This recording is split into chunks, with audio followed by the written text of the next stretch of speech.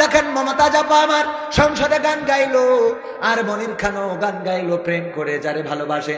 সেই নায়িকা চলে যাওয়ার পরে অঞ্জনা অঞ্জনা করে পাগল হয়ে গেল। এই মনির খান সারা বাংলাদেশের মানুষরা চিনাইছে, তার একটা ভালোবাসা ছিল, নাম ছিল অঞ্জনা, ঠিক কিনা? চলে যাওয়ার পরে গেয়েছে না গায়ে নাই? আর আমার মমতাজ সংসদে গেয়েছে, যতদিন পেয়েছে ততদিন গেয়েছে, যতদিন খেয়েছে ততদিন গেয়েছে, যতদিন নিয়েছে ততদিন গেয়েছে, যতদিন দিয়েছে ততদিন গেয়েছে। আর যখন আমার নেত্রী পালিয়েছে তখন আমার মমতাজ গান গাওয়া বন্ধ করে দিয়েছে। ঠিক না বেঠে?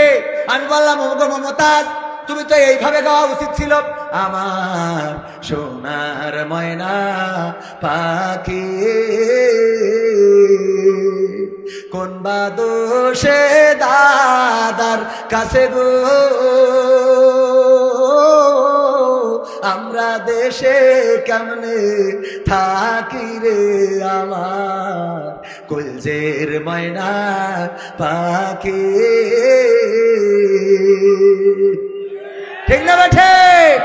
কিন্তু তারা গাচ্ছে না এমন না, তারা গাচ্ছে সেই গানটা গাচ্ছে টয়লেটে যে, অথবা আড়ালে যে, ফাঁকা মাঠের মধ্যে যে, লোকালয় থেকে বের হয়ে যে তারা এরকম করে গাচ্ছে, ও আমার দরদি আগে জানলে, আগে জানলে তোর ভাঙা নৌকায় চড়তাম না, ও আমার দরদি আগে জানলে, আগে জানলে তোর ভাঙা নৌকায় চড়তাম না, ভাঙা নৌকায় চড়তাম না, আর এই বিপদে পড়তাম না, ওরে বর্ডারেতে খাইলাম ধরা, বিসিটাও তো পাইলাম না, আগে জানলে, আগে জানলে তোর ভাঙা নৌকায় চড়তাম না, ও আমার দরদি আগে জানলে, আগে জানলে তোর ভাঙা নৌকায়। ঠিক না বেঠে?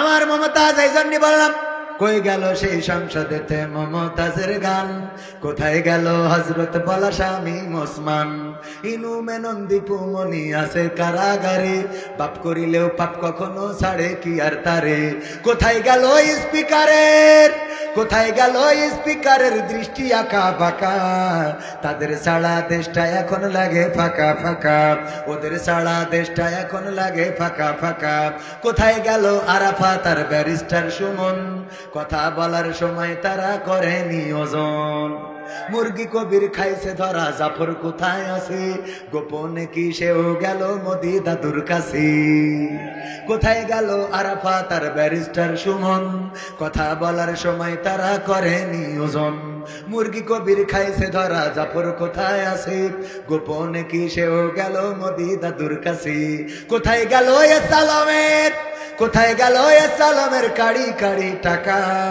তাদের ছাড়া দেশটা এখন লাগে ফাঁকা ফাঁকা ফাঁকা লাগে কি না? ওরে মরলে মানুষ দাম বাড়ে তার, মরলে মানুষ দাম বাড়ে তার, বাঁচতে অবহেলা, দুনিয়ার রং বাজারে এটা কেমন খেলা দয়াল, দুনিয়ার রং বাজারে এটা কেমন খেলা, বাঁচতে মানুষ কেউ বলে না লোকটা বড় ভালো, মরলে বলে তার মরাতে বড় ক্ষতি হলো দয়াল, বড় ক্ষতি হলো, বাঁচতে মানুষ কেউ বলে না লোকটা ভালো ছিল, মরলে বলে তার মরাতে বড় ক্ষতি হলো দয়াল, বড় ক্ষতি হলো, ওরে দেখতে আসে স্বজন সুজন, ওরে দেখতে আসে স্বজন সুজন, ডুবে যখন বেলা, দুনিয়ার রং বাজারে এটা কেমন খেলা দয়াল, দুনিয়ার রং বাজারে এটা কেমন খেলা, দুনিয়ার রং বাজারে এটা কেমন খেলা দয়াল, দুনিয়ার রং বাজারে এটা কেমন খেলা, ছেঁড়া কাপড় তাও জোটে না পরি কষ্ট করে, ঈদের নামাজ হয় না পড়া, নতুন জামা পরে দয়াল নতুন জামা পরে, ছেঁড়া কাপড় তাও জোটে না, করি কষ্ট করে, ঈদের নামাজ হয় না পড়া, নতুন জামা পরে দয়াল, নতুন জামা পরে। ওরে নতুন কাপড় জুটবে জানি, ওরে নতুন কাপড় জুটবে জানি, ফুরাইলে বেলা। দুনিয়ার রং বাজারে এটা কেমন খেলা দয়াল, দুনিয়ার রং বাজারে এটা কেমন খেলা, দুনিয়ার রং বাজারে এটা কেমন খেলা দয়াল, দুনিয়ার রং বাজারে এটা কেমন খেলা। ভাঙা ঘরে দিন কেটে যায়, বছর ঘুরে যুগ, এই জীবনে পাইলাম না তো একটু ভবের সুখ দয়াল, একটু ভবের সুখ। ভাঙা ঘরে দিন কেটে যায়, বছর ঘুরে যুগ, এই জীবনে পাইলাম না তো একটু ভবের সুখ দয়াল, একটু ভবের সুখ। ওরে মরলে আসে ঘর বানাতে, ওরে মরলে আসে ঘর বানাতে, করে না অবহেলা। দুনিয়ার রং বাজারে এটা কেমন খেলা দয়াল, দুনিয়ার রং বাজারে এটা কেমন খেলা, দুনিয়ার রং বাজারে এটা কেমন খেলা দয়াল, রং বাজারে এটা কেমন খেলা। ওরে মরলে মানুষ দাম বাড়ে তার, মরলে মানুষ দাম বাড়ে তার, বাড়তে অবহেলা। দুনিয়ার রং বাজারে এটা কেমন খেলা দয়াল, দুনিয়ার রং বাজারে এটা কেমন খেলা, দুনিয়ার রং বাজারে এটা কেমন খেলা, দুনিয়ার রং বাজারে এটা কেমন খেলা। কথা যেগুলো বললাম কি বেঠিক বলেছি? এই দুনিয়ায় যতদিন বেঁচে থাকবেন আপনার চিকিৎসার দরকার, টাকা চাইবেন আর না, কিন্তু মারা যাওয়ার পরে কাপড় কেনার জন্য যদি যা দেওয়ার লোকের অভাব হবে। কাফন দিতে রাজি আছে না নাই? কাফন দিতে রাজি আছে যদি বেঁচে থাকতে আপনার ঘর বাড়ি না থাকে, কারো যদি বলেন একটু জায়গা কি দেওয়া যায়, একটু জায়গায় থাকতো, থাকার মতো কোনো জায়গা দেওয়া যাবে, কিন্তু যদি মারা যান কবর দেওয়ার জায়গা নাই, সরকার বা অন্য যারা আছে তাদেরকে যদি বলেন স্থানে জায়গা না, তার মানে মরার পরে আপনার দাম বাড়ে না কমে? কথা কয় না, দাম বাড়ে না কমে? একটা নতুন জামা যদি আমি বলি ভাইজান আমার একটা নতুন জামা কি দেওয়া যায়, আর যদি মারা যায় কেউ যদি বলে কাপড় কেনার টাকা নাই, আমার ভাই অমনি ক্যালকুলেট নোট এই নাও কাপড় কেনার টাকা আমি দিলাম।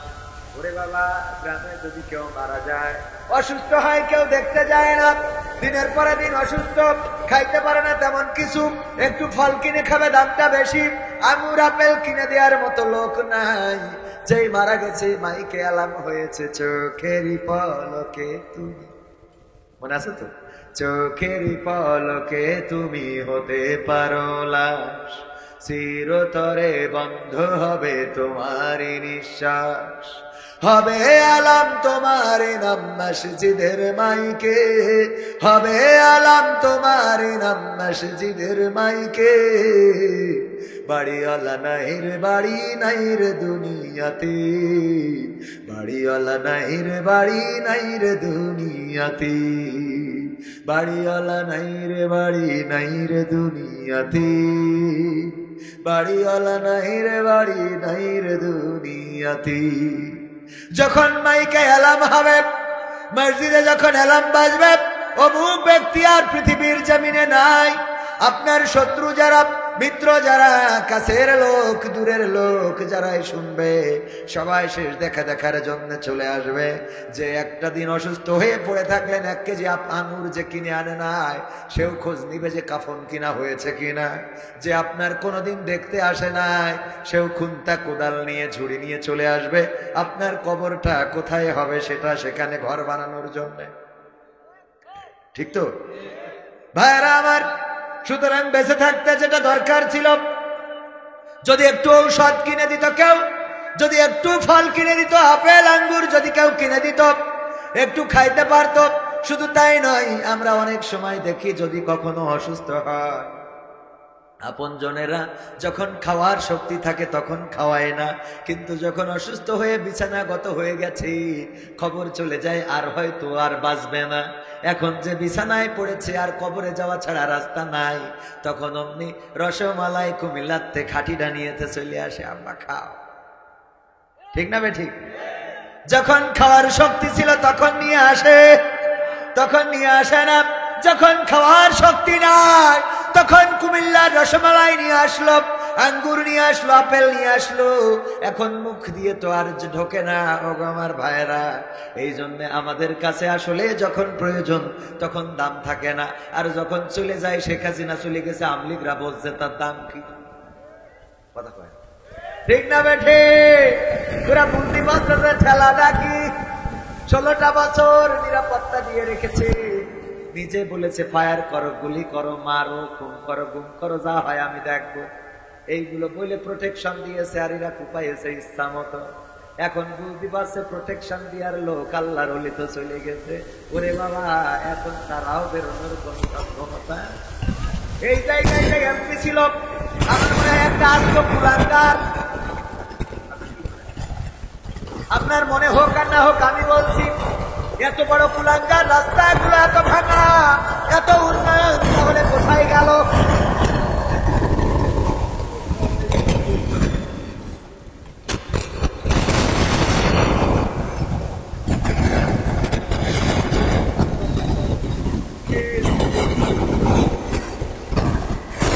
আমাদের এই রাস্তা দিল এমন রাস্তা,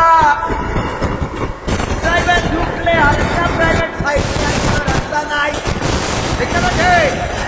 এই রাস্তা করার খবরে নাই, বারবার উন্নয়ন উন্নয়ন উন্নয়ন উন্নয়ন।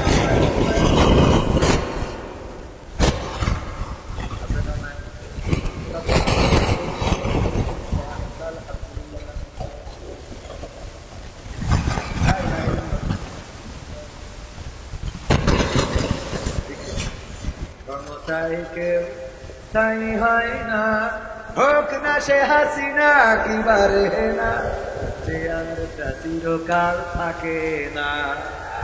ক্ষমতায় কেউ স্থায়ী হয় না, মুজিবুর বেশি দিন থাকেনি, জিয়াউর কেউ তো রাখেনি।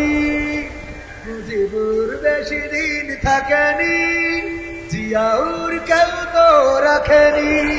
এরশাদ চলে গেছে পৃথিবী ছেড়ে, এরশাদ চলে গেছে পৃথিবী ছেড়ে, কেউ আজ তার কথা কয় না। ক্ষমতায় কেউ স্থায়ী হয় না, হোক না সে হাসিনা কিবারে না, সে আরটা চিরকাল থাকে না।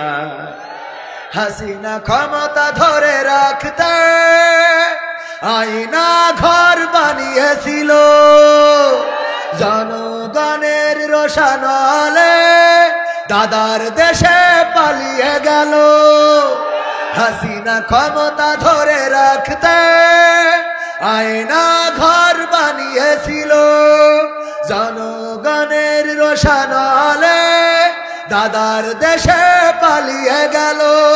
ডিবি হারুনের পাশে আর, ডিবি হারুনের পাশে আর পরিমণিদের দেখা যায় না। ক্ষমতায় কেউ স্থায়ী হয় না, হোক না সে হাসিনা কিবারে না, সে আরটা চিরকাল থাকে। এই চেয়ার চিরকাল থাকবে না। যদি এই জায়গার এমপি এই কুলাঙ্গা যদি কাজ করত, মানুষের জন্য যদি কাজ করত, এই অঞ্চলের জনপদের জন্য যদি কাজ করত, তাইলে তাকে পালানো লাগতো না, কারণ জনগণ তার নিরাপত্তা দিত। বলেন ঠিক কিনা? কিন্তু যখন কেউ জনগণের বিরুদ্ধে দাঁড়িয়ে যায়, তখন তার বন্দুকের পাওয়ার শেষ হয়ে গেলে দাদার দেশে পালিয়ে যাওয়া ছাড়া কোনো রাস্তা থাকে? দাদার দেশে তো পালানো লাগে, বিসিও নিয়ে যেতে পারে না। ঠিক না বেঠিক? ঘটেছে না ঘটে নাই? আল্লাহর নবীর সাহাবী ছিল আল্লাহর নবী সাল্লাল্লাহু আলাইহি সাল্লাম বললেন, যদি আমার পরে আমি খাতামুন নবিয়্যিন, আমার পরে কোন নবী আসবে না, আমার পরে যদি কোন নবী আসতো তাইলে স্বয়ং উনি হতেন সেই নবী। তার নাম কি? হ্যাঁ, তার নাম কি? ওমর রাদিয়াল্লাহু তাআলা আনহু, ইসলামের দ্বিতীয় খলিফা। রোমান সেনাপতি বলল, কেমন করে ওমর গোটা সাম্রাজ্য জয় করে ফেলেছে, অর্ধ পৃথিবী শাসন করে, আমরা শুধু চেয়ে চেয়ে দেখি। যাও ওমরের সেনাবাহিনী দেখে আসো, যাও ওমরের নিরাপত্তায় কয়জন থাকে দেখে আসো, ওমর রাদিয়াল্লাহু তাআলা আনহুর কয়জন বডিগার্ড আছে দেখে আসো, ওমর কেমন সিংহাসনে বসে দেখে আসো, কেমন তার রাজদরবার দেখে আসো, কেমন তার প্রাসাদ, কেমন তার নিরাপত্তা ব্যবস্থা দেখে আসো। গুপ্তচর চলে আসলো দেখার জন্য, ঘুরতে ঘুরতে চলে আসলো মসজিদে নববীর কাছে। এসে বলল, মদিনাবাসী তোমাদের খলিফাকে। বলল ওমর রাদিয়াল্লাহু তাআলা আনহু, বলল তিনি কোথায় বসেন, কোথায় থাকেন, কোথায় তার রাজদরবার, কোথায় তার প্রাসাদ, কোথায় তার ঘরবাড়ি। বলল আমাদের ওমর খলিফা, কিন্তু তার তো আলাদা কোনো রাজদরবার নাই। তাহলে এই যে গোটা সাম্রাজ্য শাসন করে কিভাবে, অর্ধ পৃথিবীর নেতৃত্ব দেয় কোন জায়গা থেকে? বলল ওই যে মসজিদে নববী দেখা যায়, ওই মসজিদে নববী ওটাই হলো আমার ওমর রাদিয়াল্লাহু তাআলা আনহুর, আমাদের ওমর রাদিয়াল্লাহু তাআলা আনহুর রাজদরবার। এই যে আর যে তোমরা মেহরাবটা দেখো, ওটাই হলো সিংহাসন। ওই মাটির তখতে বসে, ওখানেই বসে অর্ধ পৃথিবী শাসন করেছে ওমর রাদিয়াল্লাহু তাআলা আনহু। পরের ছাউনিটা খেজুরের, আর পিলারগুলো খেজুরের পাতার, আর পিলারগুলো খেজুরের গাছের। বলল তোমাদের খলিফা কোথায়? বলল আমাদের খলিফার উট হারিয়ে গিয়েছে, তাই খোঁজার জন্য গিয়েছে। আল্লাহু আকবার। উট হারিয়ে গিয়েছে তাই খোঁজার জন্য গিয়েছে। আহারে, উট হারিয়ে গিয়েছে ওমরের উট, আর ওমর রাদিয়াল্লাহু তাআলা আনহু নিজেই খুঁজতে গিয়েছেন। লোকটি অবাক হয়ে গেল, বলল উট হারিয়ে গিয়েছে, খুঁজতে গিয়েছে ওমর। কোন দিকে গিয়েছে? ওই সাহাবী বলল এই যে এই দিক দিয়ে গিয়েছে যতদূর সম্ভব। ওই গুপ্তচরটি সেই দিক দিয়ে যাইতে যাইতে দেখলো একটা মরু প্রান্তরে খেজুর গাছের ছায়ার নিচে যখন শুয়েছিল তখন খেজুর গাছের ছায়াটা ছিল, কিন্তু সূর্য যখন সরে গেছে খেজুর গাছের ছায়াও সরে যাবে না? যাবে না, সরে গেছে। ওই রোদ্রের মধ্যে শুয়া গাগুলো ঘেমে টপ টপ করে পড়ছে, মরু বালুতে পড়ছে, আর বালু সেইগুলো চুষে নিচ্ছে। মানুষের কাছে জিজ্ঞাসা করলো এটাই কি তোমাদের খলিফা? বললো হ্যাঁ এটাই আমাদের খলিফা। ওই গুপ্তচর বললো ওগো খলিফা, আমি বুঝতে পেরেছি তোমার নিরাপত্তা জনগণ তোমাকে দিয়ে দিয়েছে, কারণ তুমি জনগণের নিরাপত্তা দিয়েছো। অথচ আমাদের সাম্রাজ্যের সম্রাট যিনি, তিনি নিরাপত্তা ব্যবস্থা ছাড়া বের হতে পারে না, তিনি পুলিশ ছাড়া বের হতে পারে না, তিনি বডিগার্ড ছাড়া বের হতে পারে না, তিনি তার ডিবি লাগে, এনএসআই লাগে, ডিজিএফআই লাগে, স্পেশাল সিকিউরিটি ফোর্স লাগে, সেইগুলো ছাড়া, এবং তার 3 দিন আগে আবার চেক করে কোনো কিছু আছে কি না। এত কিছুর পরে তারপরে আমাদের নেতা নেত্রীরা যায়। আর তুমি ওমর, এমন ওমর এই মরুর প্রান্তরে খেজুর গাছের নিচেই শুয়ে আছো, আকাশের সূর্যটা তোমার দিকে আলো দেয়, আর সূর্যের ঘামে, সূর্যের রৌদ্রের তাপে তোমার শরীরের ঘাম ঝরে পড়ে, সেই ঘামগুলো বালুতে চুষে নেয়, তোমার মনের মধ্যে কোনো ভয় নাই, পাশে উটটা বেঁধে রাখা ওগো আমার ভাইয়েরা। এইভাবে জনগণের নিরাপত্তা যদি কোনো নেতা নেত্রী দিতে পারে, তাইলে সেই নেতা নেত্রীকে পালানো লাগে না। ঠিক না বেঠে? যারা বললো এই মুহূর্তে বাংলা ছাড়, ৭১-এর রাজাকার, আমরা তো ছাড়তেই তো চাইলাম, তোরা চলে গেলি কেন? কথা কয় না, গেছে না যায় নাই? চলে গেল কেন? চলে যেতে হলো। যদি ন্যায় করো, দাঁড়িয়ে থাকো সত্যের পক্ষে, মৃত্যুবরণ করাও শ্রেয়, বলেন ঠিক না বেঠে? সত্য নিয়ে দাঁড়িয়ে থাকা ভালো, কিন্তু মিথ্যার পরে অহংকার করে থাকা যায় না। মিথ্যার পরে ছিল নমরুদ, মিথ্যার পরে ছিল ফেরাউন। তারা বলেছিল আমরা ক্ষমতার চেয়ারটা পেয়েছি, এই চেয়ারটা এমন চেয়ার যে ওই চেয়ারে বসে দাবি করে বসলো আমি রব, বলেন নাউজুবিল্লাহ। ফেরাউন বলল আসিয়া, তুমি আমাকে রব হিসাবে মেনে নাও, তুমি তো আমার স্ত্রী, তোমার আগে আমাকে রব মানতে হবে। আসিয়া বলল দেখো তুমি আমার স্বামী, তোমাকে স্বামী হিসাবে মানতে পারি, তোমার শরীর টিপে দিতে পারি, তোমার কপালে আমি বুলু কেটে দিতে পারি, তোমার চুলগুলো আমি আছড়ে দিতে পারি, তোমার জামা কাপড়গুলো কেচে দিতে পারি, তুমি যা চাও তোমার অধিকার সব আমি করে দিতে পারি, কিন্তু আমার আল্লাহর সাথে শিরক করবা, আমার আল্লাহর বিকল্প আল্লাহ দাবি করবা, আমি আসিয়া মরতে রাজি কিন্তু সেটা মানতে রাজি নই। মৃত্যুকে বরণ করেছেন, কিন্তু নমরুদে ফিরাউনের কাছে কি মাথা নত করেছেন নাকি? না, নত করেন নাই। ইব্রাহিম আলাইহিস সালামকে বলা হলো, ওগো ইব্রাহিম চলো যাই ও কাজের মেলায়। ইব্রাহিম বললেন আমি কেমন করে যাব, মনটা খারাপ, শরীরটা খারাপ লাগে, যাইতে পারবো না। আসলে ইব্রাহিম আলাইহিস সালামের শরীর খারাপ ছিল না, মনের দিক থেকে মানসিক ভাবে খারাপ ছিলেন। আল্লাহর নবী ইব্রাহিম এটা এই জন্য বলেছিলেন, যখন ওই দেশে পৌত্তলিকতা, ওই দেশে মূর্তিকে পূজা করে, মূর্তির বান্দেগি করে, তখন একজন নবী অন্তত তার মন ভালো থাকার কথা নাকি? মন ভালো থাকার কথা, মন ভালো না। আল্লাহর নবী গেলেন না। ইব্রাহিম আলাইহিস সালাম যখন সবাই চলে গেল, ইব্রাহিম ঢুকে গেলেন তাদের উপাসনালয়ে, আর কুড়াল দিয়ে আঘাত করলেন, মূর্তিগুলো ভেঙে ফেললেন। শুধুমাত্র বড় মূর্তি যেটা সেটা রাখলেন এবং তার কাঁধের উপরে কুড়ালটা ঝুলিয়ে রেখে আসলেন। যখন তারা কাজের মেলা থেকে ফিরে আসলো, এসে দেখলো উপাসনালয়ে তো একেবারে বেকায়দা অবস্থা করলো কারা? বিএনপি জামাতের কাজ।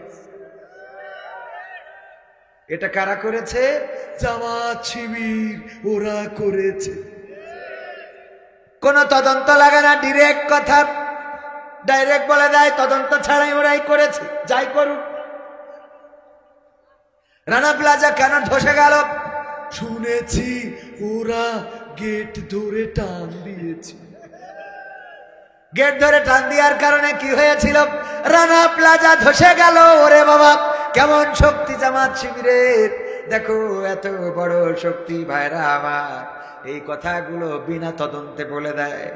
আমাদের ওই সময় নবীর বিরুদ্ধেও, ইব্রাহিম আলাইহিস সালামের বিরুদ্ধে ফেরাউন আসার পরে যখন বললো এই মূর্তিগুলোকে ভেঙেছে, এক বাক্যে বলে দিলে এই কাজ ইব্রাহিম ছাড়া আর কেউ করতে পারে না। ইব্রাহিম আলাইহিস সালামকে ডাকা হলো। ইব্রাহিম আলাইহিস সালাম বললেন, কি ব্যাপার, এই মূর্তিগুলো কারা ভেঙেছে? মূর্তি দেখা যাচ্ছে তোমাদের বড় মূর্তির কাঁধের উপরে কুড়াল। আমার মনে হয় খাবার নিয়ে এরা কাড়াকাড়ি করতে যে বড় মূর্তির রাগ হয়ে গেছে, ছোটগুলো মেরে ফেলাইছে। রাগ হয়ে গেছে, সবগুলো মেরে ফেলেছে। ইব্রাহিম তুমি কি আমাদের সাথে মাস্কারা করো নাকি? কয় না, দেখছো না সামনে কলা, আঙুর, পেয়ারা, তারপরে আপেল, আরো যে ফল ফলাদি রয়েছে, এইগুলো খাওয়া নিয়েই মনে হয় গোলমাল করে থাকতে পারে। আর এই গোলমাল যখন ওরা করেছে তখন বড়টার মেজাজ খারাপ হয়েছে। কুড়ালটা দেখো ওর কাঁধে এখনো আছে, প্রমাণ হিসাবে দেখে নাও। নমরুদ বলল, ইব্রাহিম তুমি আমাদের সাথে ঠাট্টা করো না, মাস্কারা করো না। এই মূর্তি তো নড়তেও পারে না, চড়তেও পারে না, কথা বলতে পারে না, খাইতে পারে না, মারামারি করবে কি করে? ইব্রাহিম আলাইহিস সালাম বললেন, আমি তো সেই কথাটাই বলতে চেয়েছি। ওগো নমরুদ, যেই মূর্তি কথা বলতে পারে না, যেই মূর্তি হাঁটতে পারে না, দৌড়াতে পারে না, নিজের গায়ের মাছিটাও তাড়াইতে পারে না, নিজের মারলে সেই মারটাও ঠেকাইতে পারে না, বলো দেখি তাকে কেমন করে তোমরা রব হিসাবে উপাসনা করো? বুঝা শেষ, খেলা হবে, খেলা হবে, বোঝা শেষ। ওগো ইব্রাহিম, জানো না কি এর শাস্তি কি? বললো না, জানি না। আগুন জ্বালাবো, তোমার জাহান্নামে ফেলাবো, আমি তো আল্লাহ। শুনেছি মরার পরে তোমাদের আল্লাহ নাকি জাহান্নামে দেয়। আমিও তো আল্লাহ, আমিও রব। বলেন নাউযুবিল্লাহ, আমিও তো রব, আমি তোমারে আগুনে জাহান্নামে দেব। জাহান্নাম বানানো হলো, প্রজ্বলিত করা হলো এত বড়, এত বিকট, এত প্রকট আগুন যে উপর দিয়ে পাখিরাও উড়ে যেতে পারতো না। পাখিরা উপর দিয়ে যাইতে গেলে আগুনের তাপে ঝলসায় আবার এই আগুনের মধ্যে পড়ে যেত। ওগো আমার ভাইয়েরা, ইব্রাহিম আলাইহিস সালামের কেমন ঈমান ছিল! ফেরেশতারা আসলো, আসার পরে বলল, ওগো ইব্রাহিম এসেছি সহযোগিতা করার জন্য। কেন? কারণ তোমারে আগুনে ফেলবে, চড়ক গাছে তুলেছে। এখনকার সময় ক্রেন বলা যেতে পারে, ক্রেন দিয়ে যেমন এই পাশের জিনিস ওই পাশে নিয়ে যাওয়া যায়, নিচের জিনিস উপরে উঠানো যায়, চেনেন কিনা? এই ক্রেনের মতো করে বানিয়েছে চড়ক গাছ। সেই সময় যেটা বলা হতো, এইটা দিয়ে ইব্রাহিম আলাইহিস সালামকে আগুনে ফেলা হবে। যখন তারা টানতে শুরু করে দিল, ফেরেশতারা আল্লাহ রাব্বুল আলামিনের কাছে অনুমতি চাইলো, রব যদি একটু যেতে দাও, তোমার বন্ধু ইব্রাহিম খলিলকে আমরা একটু সহযোগিতা করতে চাই। আল্লাহ বললেন, যাও, তবে শর্ত হলো আমার ইব্রাহিমের কাছে জিজ্ঞাসা করবা, সে যদি সহযোগিতা চাই তাইলে করবা, যদি সহযোগিতা না চাই করা যাবে না, করা যাবে না। এসে ফেরেশতারা বলল, ইব্রাহিম সহযোগিতা করার জন্য এসেছি।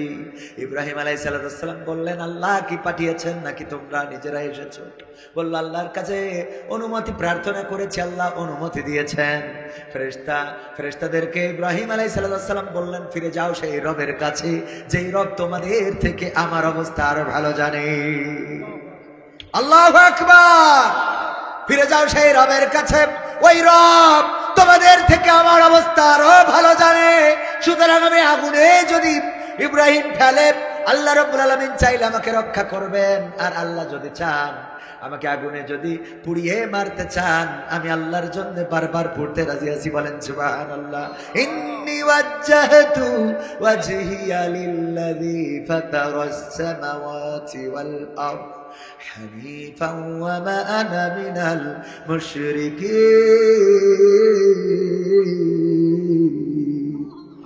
আমার আল্লাহ ইব্রাহিম আলাইহিস সালামের বলা কথাগুলো কোরআনে রেকর্ড করে দিয়েছেন। ইব্রাহিম বলেছিলেন, আমি আমার মুখটা ঘুরিয়ে নিলাম, সব দিক থেকে ঘুরিয়ে নিয়ে সেই রবের দিকে করে দিলাম, যিনি আসমান জমিনের স্রষ্টা, সেই রবের দিকে করে দিলাম। আর আমি ঘোষণা করে দিলাম, আমি কোন মুশরিকদের কাছে মাথা নত করি না। এমন মুসলমান কি এখন আছে? আছে, দুই একটা আছে, এখনো নেই তারা। ফাঁসির কাষ্ঠকে বরণ করে নিয়েছে, তারপরও বাতিলের কাছে মাথা নত করে। ঠিক না বেঠে? আমার কোরআনের পাখিরা যখন ফাঁসি হবে, দেখেন ফাঁসির কাজটা যাবে, সবার জানা কথা, এত বড় ঈমান, এত কঠিন ঈমান। সন্তানকে ডেকে বললেন, ওগো আমার খোকা, আমি ফাঁসির কাষ্টে যে যাব, ফাঁসির কাষ্টে তো ঝুলবো, লুঙ্গি পরে যাব নাকি পায়জামা পরে যাব? আমার কবর দেওয়ার জন্য কারা যাবে? তোমাদের আম্মাকে নিয়ে যেও না, এত রাস্তা, আবার অসুস্থ হয়ে পড়বে, তোমাদের আম্মাকে নিয়ে যেও না। এমন কথা বলার মতো ঈমান, এমন কথা বলার মতো ঈমান বাংলার জমিনে এই জামাতে ইসলাম ছাড়া অন্য দলে তেমন একটা আছে বলে আমার মনে হয় না। কাদের মোল্লার ফাঁসি হবে, পায়ের উপরে পা তুলে দিয়েছেন, গ্রিন টি খাচ্ছেন, ফাঁসি হবে। যারা ফাঁসি কার্যকর করেছে তারা বলেছে, কাদের মোল্লা মানুষটা ছোট ছিলেন, সাইজে একটু ছোট ছিলেন রাহিমাহুল্লাহ। ওনাকে যখন ফাঁসির কাষ্ঠে নিয়ে যাচ্ছি, তখন অন্য জল্লাদদের থেকে কাদের মোল্লা বেশি এগিয়ে গিয়েছেন, এত জোরে হেঁটেছেন যে অন্য জল্লাদেরা পিছু পড়ে যাচ্ছে, এমন ভাবে হেঁটেছেন। ওগো আমার ভাইয়েরা, কারণটা হলো যারা আল্লাহর কাছে মাথা নত করে দেয়, তারা পৃথিবীর কোন অপশক্তির কাছে মাথা নত করে না। তারা জানে অভিভাবক হিসাবে আল্লাহ, তিনি আমাদের হেফাজত করবেন, আর যদি হেফাজত নাও করেন, আমরা শাহাদাতের মৃত্যু নিয়ে জান্নাতের বাসিন্দা হয়ে যাব। আল্লাহর সন্তুষ্টির দরকার।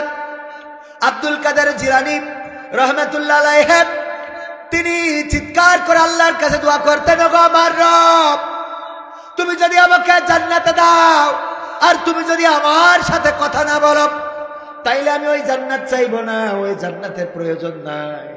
আর তুমি যদি আমারে জাহান্নামে দাও, যদি আমারে জাহান্নামে দাও, আর যদি বলো আব্দুল কাদের জিলানী জাহান্নামটা কেমন লাগে, আমি সেই জাহান্নামটা চাইবো, যেই জাহান্নামে তুমি আমারে খোঁজ নিবা, যেই জাহান্নামে তুমি আমার সাথে কথা বলবা। ওগো আমার ভাইয়েরা, এমন ঈমান দরকার যে ঈমান আল্লাহর সন্তুষ্টির জন্য হবে, যে ঈমান আল্লাহর জন্য নিবেদিত হবে, যে ঈমান আল্লাহর জন্য আল্লাহর কাছে ছাড়া এই মাথার কারো কাছে নত হবে না। ইব্রাহিম আলাইহিস সালাম আল্লাহর দিকে মুখ করে দিলেন আর বললেন, আমি মুশরিকদের অন্তর্ভুক্ত নই। যখন আগুনে ফেলে দিল, আল্লাহ রাব্বুল আলামিনের দায়িত্ব হলো ইব্রাহিমকে রক্ষা করা। আল্লাহ আগুনকে বলে দিলেন, ইয়া নারু কুনি বারদাও ওয়া সালামান আলা ইব্রাহিম। ওগো আগুন, তুমি আমার ইব্রাহিমের জন্য ঠান্ডা আরামদায়ক হয়ে যাও। ইব্রাহিমের জন্য ঠান্ডা আরামদায়ক শুধু হইলই না, চারিদিকে ফুলের বাগান হয়ে গেল। জান্নাত থেকে সিংহাসন চলে আসলো, ইব্রাহিম আলাইহিস সালাম বসা।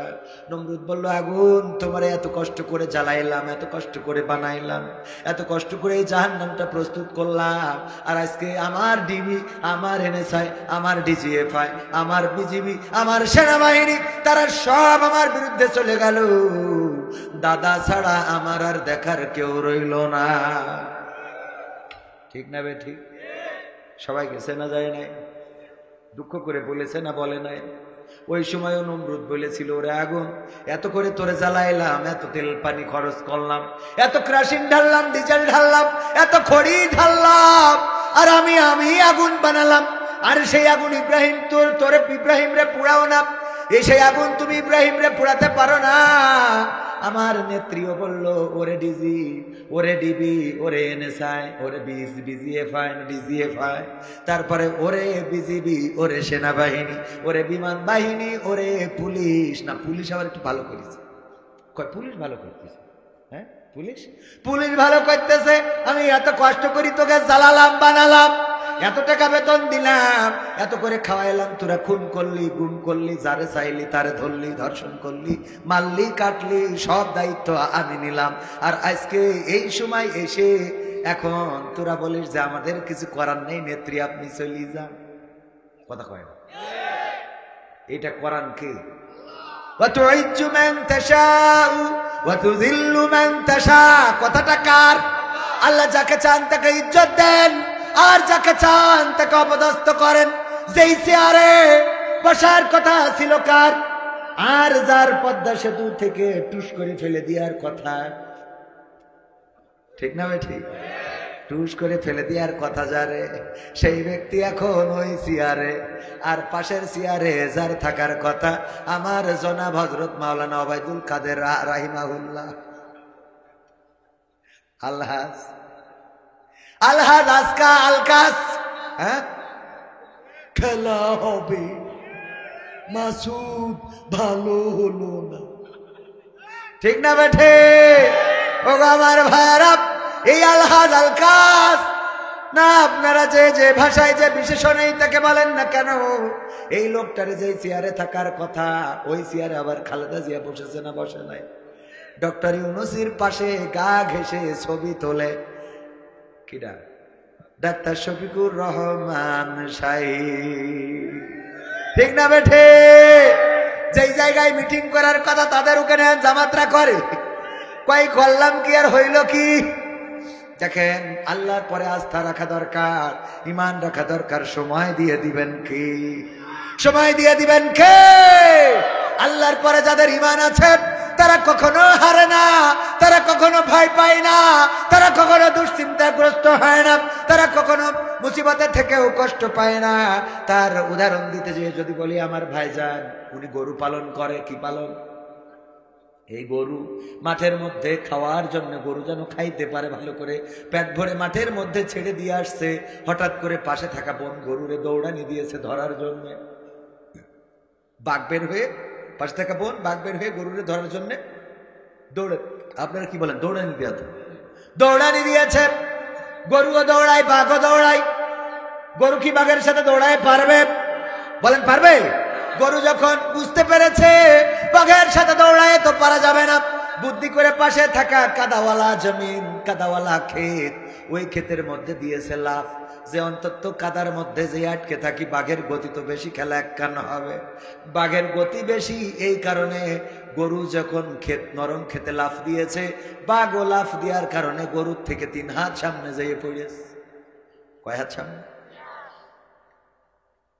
গরু কাদার মধ্যে হাত পা গেড়ে গেছে, ওর কোনো টেনশন নাই, গেড়ে দিয়ে চুপচাপ বসে জাবর কাটাচ্ছে, জাবর কাটাচ্ছে। বাঘ যত ছাড়াইতে চাই তত জড়াই যায়। এরকম আঠাওয়ালা কাদা আছে না? যত ছাড়াইতে চাই তত যেন ডেবে যাচ্ছে। ও যত চেষ্টা করে ততই ডুবতে থাকে, কিন্তু গরুর কোনো টেনশন নাই, খালি জাবর কাটাই। বাঘ বলতেছে, এই গরু তুই তো আসলেই গরু। তো বলছো, কে ভাই, কি হয়ে আছে ভাই? কি হয়েছে মানে? এই গরু, তুই তো আসলেই গরু, তোর অবস্থাটা কি? এই কাদার মধ্যে লাফ দিলি, যদি আমি তোরা ধরতে পারতাম, আমি খাইতাম, নিজে বেঁচে যেতাম, তুই মারা যাতিস, কথা তো ঠিক। কিন্তু তুই যদি দৌড়াই পালাইয়ে যাতিস, তাইলে তুইও বাঁচতিস, আমিও বাঁচতাম, দুইজনে বেঁচে থাকতাম। কিন্তু এমন একটা কাজ করেছ রে গরু, এখন এই কাদার মধ্যে আমিও না খেয়ে মারা যাব, তুমিও না খেয়ে মারা যাবা। কয় তাতে অসুবিধা কি? কয় গরু কয় কি তাতে অসুবিধা কি? মানে যদি না খেয়ে মারা যায় তাইলে জীবন তো চলেই গেল, তবে তার থেকে আমার বড় কষ্টের বিষয় হলো, ওরে গরু, এমন যখন জীবন মৃত্যুর সন্ধিক্ষণে আমরা, তখন তুমি কেমন করে চিন্তা মুক্ত হয়ে জাবর কাটাও? কেমন করে জাবর কাটাও? জাবর কাটানো বোঝেন তো আপনারা? কি বলেন? হ্যাঁ, জাবর কাটাও। কেমন করে আরামে জাবর কাটাও? গরু বলতেছে, বাঘ ভাই, তুমি তো আসলে আমারে দৌড়ানি দিছো, আমার ইতিহাস জানো না। আমার ইতিহাস হলো, আমার একজন মালিক আছে, আমার একজন অভিভাবক আছে, আমি একজনের গোলাম। আমি, সে যখন বলে খাইতে যাও আমি খাই, সে যখন নাঙ্গল টানায় আমি টানি, সে যখন আমারে ঘুমাইতে দেয় আমি ঘুমাই, যখন সে আমার গোসল করায় আমি করি, যখন আমি আমার মনিব যা বলে আমি তার তাই করে দিই। এই আমার মালিক আমারে খাইতে দিয়ে গেছে, এখানে খাও, নিতে আসবে, কিন্তু তার মধ্যেই তুমি আমারে ধরার জন্য দৌড়ানি দিয়েছ। ওগো বাঘ, শুনে নাও, তুমি যে তোমাকে ধরতে পারো না, আমি বুদ্ধি করে কাটাতে লাফ দিয়েছি, এখন কেন যাবার কাটাই তোমারে শোনায়। আমার মালিক যখন বাড়িতে ফিরবে মাহফিল থেকে এসে, গোয়াল ঘরে যখন আমারে পাবে না, তখন মাঠে খুঁজতে আসবে, খুঁজতে খুঁজতে যখন একই জায়গায় আমারে পাবে আর তোমারে পাবে, আমার মালিক আমারে ছাড়াইয়ে নিয়ে যাবে, আর তোমারে এইখানে বাঁশ দিয়ে পিটাইয়া কবর দিয়ে তারপরে যাবি। এখন বলো, আমি যাবর কাটাবো নাকি তুমি কাটাবা? কথা কি বোঝা গেছে? যারা আল্লাহকে অভিভাবক মানে, তারা ফাঁসির মঞ্চে যাওয়ার সময়ও গ্রিন টি খায়। তারা সন্তানকে বলে, আমি লুঙ্গি পরে যাব নাকি পায়জামা পরে যাব।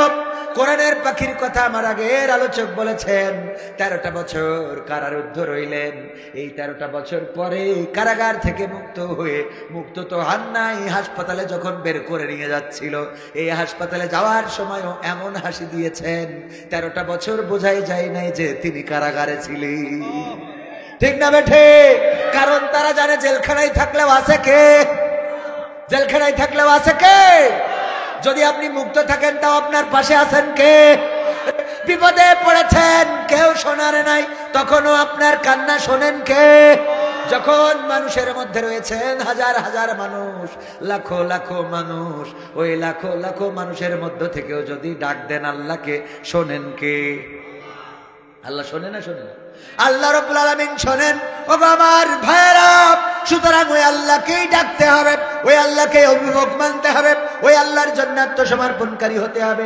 পবিত্র কোরআনের সূরা আল ইমরান 3 নম্বর সূরার 102 নম্বর আয়াত তেলাওয়াত করেছি, আপনাদের সবার মুখস্থ থাকার কথা। আল্লাহ বললেন, ইয়া আইয়ুহাল্লাযীনা আমানুত্তাকুল্লাহ হাক্কা তুকাতিহি ওয়া লা তামুতুন্না ইল্লা ওয়া আনতুম মুসলিমুন। আমার আল্লাহ বলছেন, ওগো ঈমানদার, যারা ঈমানের দাবিদার, তোমরা শোনো, যারা ঈমান এনেছো শুনে নাও, তোমরা আমাকে ভয় করো যেমন করে ভয় করা উচিত।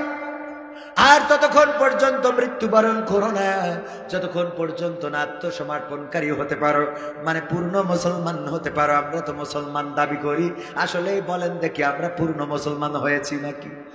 পূর্ণ মুসলমান যদি হইতাম, তাইলে ইব্রাহিমের মতো আমাদের জাতির পিতাকে, জাতির পিতাকে ইব্রাহিম আলাইহিস সালাম, আমরা তার মিল্লাতের লোক। আমাদের ইব্রাহিম আলাইহিস সালাম ছিলেন মুসলিম। আল্লাহ কোরআনে ঘোষণা করে দিয়েছেন তিনি ছিলেন আত্মসমর্পণকারী। তিনি বলেছিলেন, ইন্নী ওয়াজজাহতু ওয়াজহিয়া লিল্লাযী ফাতারাস সামাওয়াতি ওয়াল আরদ হানিফা ওয়া মা আনা মিনাল মুশরিকিন। এটা তো আপনারা জানেন, মুখস্থ আছে সবার। ভাইরা আমার, ওই আল্লাহর নবী এতটাই আত্মসমর্পণকারী ছিল যে আগুনে ফেলেছে একজন মানুষ, তার পক্ষে কেউই নাই, একজন নাই। এখন তো জামাতের আমিরের পক্ষে লোক আছে না নাই? ইউনিয়ন আমির যদি ধরা খায় তার পক্ষে লোক আছে না নাই? ওয়ার্ডের আমির যদি ধরা খায় তার পক্ষেও লোক আছে না নাই? কিন্তু ইব্রাহিম এমন একজন ছিলেন যার পক্ষে কেউ ছিল না। তারপরেও দুশ্চিন্তাগ্রস্ত হয় নাই, মাথার তো করে নাই, চোখের অশ্রু ফেলে নাই, এই কথা বলে নাই ওগো নমরুদ এবারের মতো ক্ষমা করে দাও। এমনকি নিজের বাবা আজর মানে মূর্তি পূজক, মূর্তি বানানো, মূর্তির কারিগর, এই মূর্তি নির্মাতাও নিজের বাবা হয়ে ওই চরক গাছের রশি টেনেছে যেন সন্তানকে আগুনে ফেলে দেয়া যায়। এটা দেখেও অন্তত ইব্রাহিম আলাইহিস সালাম এ কথা বলে নাই আব্বা তুমি কেমন করে পারলে। তাও বলে, তাও ইমানটা কি বোঝা গেছে?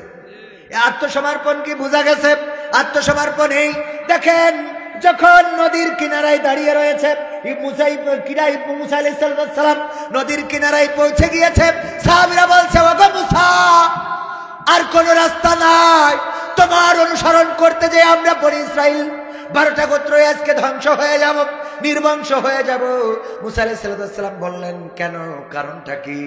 বলল দেখো মুসা, আমাদের এমন একটা রাস্তায় নিয়ে এসেছো যে এই রাস্তার আর কোনো রাস্তা নাই, এখন সামনে নদী, হয় চুবানি খাবো আর না হলে ফেরাউনের বাহিনীর ঘোড়ার পায়ের নিচে পদপিষ্ট হয়ে মারা যাব, এখন তো আর বাঁচার কোনো রাস্তা নাই। মুসা আলাইহিস সালামের আত্মসমর্পণটা কেমন ছিল? এতটা কঠিন আত্মসমর্পণ যে আত্মসমর্পণকারী হতে হবে আমাদের। উনি ওই সময় দুশ্চিন্তাগ্রস্ত হইলেন না, সাহাবীদেরকে বললেন লা তাকনাতু মির রাহমাতিল্লাহ, আল্লাহর রহমত থেকে আমরা নিরাশ হতে পারি না। নমরুদের বাহিনী যখন কাছাকাছি চলে আসলো, আল্লাহ রাব্বুল আলামিন চাইছিলেন একটু কাছাকাছি যাক, ওদের একটু হতাশাগ্রস্ত করি তারপরে পাঠাবো। মুসা আলাইহিস সালামের সাহাবীরা হতাশ হইলেও নবী হতাশ হন নাই, লাঠি দিয়ে পানিতে বাড়ি মারতে বললেন, 12টা রাস্তা হয়ে গেল, 12টা গোত্র বের হয়ে গেল। আর ফেরাউন এসে কয় এই রাস্তা আমার বাবার স্বপ্ন ছিল। ঠিক না বেঠে? এমপিরা সব কোথায় গেল, মন্ত্রীরা সব কোথায় গেল, কোথায় কাদের কাকা, তাদের সারা দেশটা এখন লাগে ফাঁকা ফাঁকা। ঠিক না বেঠে? পালাবো না, পালাবো না, প্রয়োজন হলে ফখরুলের বাসায় গিয়ে উঠবো। পালাবে না, পালাবে না, যাই না তবু দেখা, পালাবে না, পালাবে না, যাই না তবু দেখা, তাদের সারা দেশটা এখন লাগে ফাঁকা ফাঁকা, ওদের সারা দেশটা এখন লাগে ফাঁকা ফাঁকা। আইন মন্ত্রী আটকে গেল আইনেরই ফাঁকে, দাড়ি সারা দরবেশের ভণ্ড ভণ্ড লাগে। ঠিক না বেঠে? আইন মন্ত্রী আটকে গেল আইনেরই ফাঁকে, দাড়ি সারা দরবেশের ভণ্ড ভণ্ড লাগে। শুনছি কত নেতা নেত্রী খাইতেছে ভাই ডান্ডা, বিচারপতি কালামানিকের ফাটিয়েছে আন্ডা। পলকের ঝলক গেল, পলকের ঝলক গেল থামিয়ে নেটের চাকা, তাদের সারা দেশটা এখন লাগে ফাঁকা ফাঁকা, ওদের সারা দেশটা এখন লাগে ফাঁকা ফাঁকা। কই গেল সেই সংসদেতে মমতাজের গান, কোথায় গেল হযরত বলা স্বামী ওসমান? খেলা হবে মনে আছে? আবার আমার মমতাজ আপা সংসদে আমার পিতা, কার পিতা? ওরে বাবা দেশের পিতা, তাকের পিতা, কি মনে আছে তো? দেখেন পিতাকে নিয়ে গাইলো, মাতাকে নিয়ে গাইলো, নেত্রীকে নিয়ে গাইলো। যেই সংসদে জনগণের অধিকারের কথা বলার কথা, যেই সংসদে এই জায়গায় নাগেশ্বরী উত্তরে নাগাইশ, এই উত্তরে নাগাইশ আসতে যে রাস্তাগুলো ভাঙা, এই রাস্তার কথা বলবে। বিদ্যুৎ চলে যায়, বিদ্যুৎ থাকে না, বিদ্যুতের কথা বলবে। জনগণ শীতের বস্ত্র পায় না, তার কথা বলবে। জনগণ খাবার পায় না, তার কথা বলবে। এই সংসদে, এই মহান সংসদে এইগুলো না বলে ওইটা গানের আসন বানাই ফেললো। ওখানে পিতার নামে গান করে, মাতার নামে গান করে। ঠিক না বেঠে? আমি বলি মমতাজ তুমি তো একটা নেম খারাপ, তুমি বেঈমান, তুমি স্বার্থপর, এতটাই স্বার্থপর। মনির খান তার নায়িকার নাম কি? হ্যাঁ কি জানা, কি জানা, কি জানা? অঞ্জনা। কথা রাখলে না, তুমি থাকলে না, ভালোবাসলে না, চলে গেলে কোথায়? 365 দিনে একটি বছর হয়, আমার কাছে একটি দিনকে বছর মনে হয়। বড় দুঃসহ যন্ত্রণায় কাটে প্রতিদিনের বছর। জীবন যেন শান্ত দিঘি নদীর মতোই নিথুর। জীবন যেন চলছে না, জীবন গেছে থেমে। জীবন যেন হারিয়ে গেছে ভুল মানুষের প্রেমে। অঞ্জনা কথা আছে না নাই? হুজুর জানলেন কি করে? ওরে বাবা, হুজুরকে কানে একটু বাজলি শিখে যান। আমাদের কণ্ঠে সুর দিয়েছেন কে? এটা আবার যদি বলি, দেখেন আমি যদি এই যেভাবে বলছি আপনারা বুঝছেন না এই কথাগুলো, আবার যখন বলছি খেলা হবে, তখন কাকে বুঝতেছেন? খেলা হবে কাকে বুঝলেন?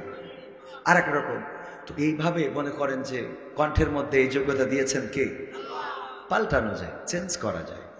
আমাদের আল্লাহ রাব্বুল আলামিন এতটুকু দিয়েছে। অনেকেই বলে যে হুজুররা এত গান, আমার আবির হামজা ভাইকে নিয়ে কত সমালোচনা, হুজুররা এই নায়িকার নাম জানলো কি করে?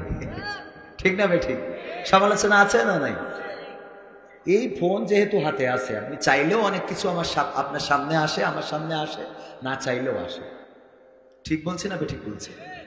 আপনি চাইলেও আপনার সামনে পড়বে, না চাইলেও পড়বে। এখন এটা অ্যাভয়েড করে, ফোনটাকে অ্যাভয়েড করে চলার তো সুযোগ নেই, আছে নাকি? কেন? পত্রিকা যদি খোলেন, পত্রিকায় একটা বিনোদন পর্ব আছে না নাই? বিনোদনের পার্ট আছে না নাই? ওই বিনোদনে কে কোন নায়িকা জীবনে, আমি তো দূরের কথা আমার আব্বাও চেনে না, সেই নায়িকা নাকি বিশ্বে ভাইরাল, এরকম মানে আনকমন নায়িকা সামনে ধরে এনে উড়াই বলে দেয়, এরকম আছে না নাই? আপনি পরিমণি যদি বলি এক বাক্যে, আপনারা চেনবেন না চেনবেন না? সিনেমা হলে খারাপ ছবি চলে, এই কথা কি ব্যাখ্যা করি বলার দরকার আছে না? আপনারা বোঝেন কি করে? বোঝেন সিনেমা হলে কি যাওয়া লাগে? যাওয়া লাগে? কি দেখে বোঝেন? ওই দেয়ালে পোস্টার লাগাই থিয়েছে। এখন আপনি যদি বলেন না আমি তাও দেখিনি, তাহলে আপনি মিথ্যে বলেন, কথা কয় না। ঠিক না বে ঠিক? পোস্টার যেহেতু দেয়ালে মারা, আমি চাইলেও চোখ যাই, না চাইলেও চোখ যাই, আর চোখ তো যাবে বলি আল্লাহ ওরকম করে বানাইছে, কথা কয় না? আল্লাহ এভাবেই তো মানুষকে সৃষ্টি করেছে, করে যে তোর চোখ যাবে কিন্তু কন্ট্রোল করতে হবে, দেখবা তবে লিমিট, মানে চোখ চলে গেছে ফিরাই না, কথা কি মনে থাকবে? মাসুদ ভালো হতে হবে, ঠিক আছে তো? ওগো আমার ভাইরা, এই যে সমালোচনা, আমাদের ভাইরা যারা সমালোচনা করেন, এই সমালোচনা হেতু ভাইকে ছোট করার জন্যে, হেই করার জন্যে, তাকে মানুষের কাছে অপমানিত অপদস্থ করার জন্য যারা করেন, আল্লাহর কাছে দায়ী থেকে যাবেন। আপনি জামার কথা হলো, যেই নায়িকার নাম আমি বলবো, ওই নায়িকার নাম যদি আপনিও জানেন, তাইলে আমি যদি খারাপ হই, আপনি তো 3 ডবল খারাপ, ঠিক না বেঠে? যেই নায়িকার নাম আমি বলার পরে আপনি সাথে সাথে বুঝে ফেললেন, তাহলে আপনি কোন জায়গার আউলিয়া, কথা কয় না? আমি যদি আপনাদের সামনে মালয় ভাষায় কথা বলি, মালয়েশিয়ায় ছিলেন এমন একজনও আছেন? মালয়েশিয়ায় ছিলেন? একজনও নেই কুমিল্লা, এখানে একজনও নেই, আছে? এই যে আডা ওরাং সাতওয়ারাং ডুলু ডুডু মালয়েশিয়া, ব্রাপাতাহুন ব্রাপাতাহুন ব্রাপাতাহুন ডুডু সানা। কয় বছর ছিলেন? 2 বছর। তো আডা পাইগা আমার কথা বলছেন কিনা একটু, মানে অনেক দিন থেকেছেন, ভুলে গেছেন, এরকম হয়ে থাকতে পারে। এই যে ধরেন আমি যে কথাগুলো বললাম, এই কথাগুলো আপনারা তো কেউ বোঝেন না, ঠিক কিনা? যে মালয়েশিয়ায় থাকবে সে অবশ্যই বুঝে ফেলবে যে কবি ভাই কি বলতেছে, বুঝবে না? তার মানে সে মালয়েশিয়ায় গিয়েছিল বলে সে আরো আমার থেকে পণ্ডিত, ঠিক না বটে? এই জন্য নায়িকার নাম যদি বলি আর কেউ যদি বুঝে ফেলে, বুঝবেন আমার থেকে বড় হাদিও, কথা কি বোঝা গেছে? যাই হোক, ওই দিকে না যায়, আমি মমতাজের কথা বলছিলাম। দেখেন মমতাজ আপা আমার সংসদে গান গাইলো, আর মনির খানও গান গাইলো, প্রেম করে যারে ভালোবাসে। সেই নায়িকা চলে যাওয়ার পরে অঞ্জনা অঞ্জনা করে পাগল হয়ে গেল। এই মনির খান সারা বাংলাদেশের মানুষরা চিনাইছে, তার একটা ভালোবাসা ছিল, নাম ছিল অঞ্জনা, ঠিক কিনা? চলে যাওয়ার পরে গেয়েছে না গায়ে নাই? আর আমার মমতাজ সংসদে গেয়েছে, যতদিন পেয়েছে ততদিন গেয়েছে, যতদিন খেয়েছে ততদিন গেয়েছে, যতদিন নিয়েছে ততদিন গেয়েছে, যতদিন দিয়েছে ততদিন গেয়েছে। আর যখন আমার নেত্রী পালিয়েছে, তখন আমার মমতাজ গান গাওয়া বন্ধ করে দিয়েছে, ঠিক না বেঠে? আমি বললাম ওগো মমতাজ, তুমি তো এইভাবে গাওয়া উচিত ছিল, আমার সোনার ময়না পাখি কোন বা দোষে দাদার কাছে গো, আমরা দেশে কেমনে থাকি রে আমার কলজের ময়না পাখি। ঠিক না বেঠে? কিন্তু তারা গাচ্ছে না এমন না, তারা গাচ্ছে সেই গানটা গাচ্ছে টয়লেটে যে অথবা আড়ালে যে ফাঁকা মাঠের মধ্যে যে লোকালয় থেকে বের হয়ে যে তারা এরকম করে গাচ্ছে, ও আমার দরদি আগে জানলে তোর ভাঙা নৌকায় চড়তাম না, ও আমার দরদি আগে জানলে তোর ভাঙা নৌকায় চড়তাম না, ভাঙা নৌকায় চড়তাম না আর এই বিপদে পড়তাম না, ওরে বর্ডারেতে খাইলাম ধরা বিসিটাও তো পাইলাম না, আগে জানলে তোর ভাঙা নৌকায় চড়তাম না, ও আমার দরদি আগে জানলে তোর ভাঙা নৌকায়। ঠিক না বেঠে? আমার মমতাজ এই জন্যই বললাম, কই গেল সেই সংসদেতে মমতাজের গান, কোথায় গেল হযরত বলা স্বামী ওসমান, ইনু মেনন দীপু মনি আছে কারাগারে, পাপ করিলেও পাপ কখনো ছাড়ে কি আর তারে, কোথায় গেল স্পিকারের দৃষ্টি আঁকা বাঁকা, তাদের ছাড়া দেশটা এখন লাগে ফাঁকা ফাঁকা, ওদের ছাড়া দেশটা এখন লাগে ফাঁকা ফাঁকা, কোথায় গেল আরাফাত আর ব্যারিস্টার সুমন, কথা বলার সময় তারা করে নিয়োজন, মুরগি কবির খাইছে ধরা জাফর কোথায় আছে, গোপনে কি সেও গেল মোদি দাদুর কাছে, কোথায় গেল আরাফাত আর ব্যারিস্টার সুমন, কথা বলার সময় তারা করে নিয়োজন, মুরগি কবির খাইছে ধরা জাফর কোথায় আছে, গোপনে কি সেও গেল মোদি দাদুর কাছে, কোথায় গেল সালামের কাড়ি কাড়ি টাকা, তাদের ছাড়া দেশটা এখন লাগে ফাঁকা ফাঁকা লাগে কিনা? হুজুর আজকে ধানমন্ডি 32-এ আওয়ামী লীগের মিছিল, এ বিষয়ে কিছু বলবেন? আচ্ছা, ওই যে মিছিল করে ওরা কারা কোত্থেকে এলো ওরা? মানুষের তো একটা লজ্জা থাকে, কথা কয় না, যে বাঘের গালে ফেলে থুয়ে হাঁটা দিয়েছে, এখনো যদি ওখানে থেকে এগের পক্ষে স্লোগান দেয়, আজ যাই হোক এগের একটু লুঙ্গি খুলি দেখা দরকার, কথা কয় না? ঠিক না বে? ঠিক। এটা তো লজ্জারও একটা লজ্জা আছে না? মানুষের তো একটা সম্মান বোধ থাকে। এই যে ধরেন আপনার এই রাস্তা দিয়ে যাচ্ছি, হঠাৎ দেখি একজন হলো আমাদের মাহমুদুল হাসান জিহাদি ভাই বলতো, তখন মোটরসাইকেলের যুগ ছিল, তো ওয়াজ করে মাহফিল করে ফিরেতে যাচ্ছে, তো যাওয়ার পথে দেখে মোড়ের মাথায় একজন প্রাকৃতিক কাজ সারতেছে, বুঝতে পারছেন তো? মানে কি করতেছে? হ্যাঁ, পায়খানা ফেলছে। তো পায়খানা ফেলছে, তো মাহমুদ হাসান জিহাদি ভাই চিন্তা করলো, উনি মারা গিয়েছেন রাহিমাহুল্লাহ, আল্লাহ তার কবরটাকে মাফ করুক, সাতক্ষীরার আলেম ছিল একসময়, আমার আব্বারা একসাথে আলোচনা করতাম। তো মাহমুদুল হাসান জিহাদি বলতেছে যে যেহেতু রাস্তার তেমাত্নার মোড়ে এই কাজটা সারতেছে, রাতের অন্ধকারে মাহফিল করে ফেরার সময় দেখি, তো ওরে একটু যেন লজ্জা পায়, এই কারণে মোটরসাইকেলের হেডলাইটটা ওর দিকে ঘুরাই ধরেছি, যাতে ও একটু লজ্জা পেয়ে আর এই কাজ জীবনে না করে। ও এত লজ্জা পেয়েছে যে লুঙ্গি তুলে মুখ ঢেকে বসে আছে। বিষয়টা কি বোঝা গেছে? মানে লুঙ্গি খুইলে একেবারে উপরে তুলে তো একেবারে মুখ ঢেকে নিচের দিকে যাওয়াই, ও নিচের দিকে যে পদ্মা ব্রিজ দেখা যাচ্ছে, ও দেখে খেলনা। এই যারা এখনো মিছিল করে, এখনো তাদের পক্ষে যারা রাজপথে নামে, ওদের লজ্জার অবস্থায় এইটা ছাড়া কিছু না। এরা বেলেহাজ। একজন স্বৈরাচার গোটা বাংলাদেশে আলেম ওলামাদেরকে কারারুদ্ধ করেছে, আমার মামুনুল হককে রিমান্ডে নিয়ে অসুস্থ করেছে, আমার আমির হামজাকে অসুস্থ করেছে, কোরআনের পাখি আল্লামা দেলোয়ার হুসাইন সাইদির নামে ফাঁসির রায় পর্যন্ত দিয়েছে, আমার নেতৃবৃন্দকে ফাঁসির কাস্টে ঝুলিয়েছে। তাদের পক্ষে এখনো যারা মিছিলে দাঁড়ায়, আজ যাই হোক কোন মুসলমানের সন্তান হতে পারে না। মুসলমানের সন্তান হলে এই আলেম বিদ্বেষী, তাওহীদি জনতা বিদ্বেষী, মাদ্রাসা বিদ্বেষী, কোরআন হাদিস বিদ্বেষী, তাদের পক্ষে কেউ দাঁড়াতে পারে? যারা দাঁড়িয়েছে তাদেরকে বলবো, এত তাড়াতাড়ি মাঠে নামো না। তোমরা একবার আনসার হয়ে নেমেছো, তোমরা একবার রিক্সাওয়ালা হয়ে নেমেছো, তোমরা হিন্দু হয়ে নেমেছো, তোমরা দাদাদের দেশের দালাল হয়ে নেমেছো, সাংবাদিক হয়ে নেমেছো, নানান ভাবে দাঁড়ানোর চেষ্টা করেছো। এই বাংলাদেশের তাওহীদি জনতা জানে 1952তে আন্দোলন করেছিল, রক্ত দিয়েছিল, পাকিস্তানি হানাদারদের বুঝিয়ে দিয়েছিল। রক্ত দিতে জানি, কিন্তু মায়ের ভাষার অধিকার ছেড়ে দিতে জানি না। 1971-এ রক্ত দিয়ে প্রমাণ করেছিল আমরা রক্ত দিতে জানি, শহীদ হতে জানি, কিন্তু বাংলাদেশের মানচিত্রের 1 ইঞ্চি মাটির অধিকার ছেড়ে দিতে জানি না। 2024-এ এসে আমার ছাত্র জনতা বুক পেতে দিয়ে প্রমাণ করেছিল, জীবন লাগে জীবন নাও, রক্ত লাগে রক্ত নাও।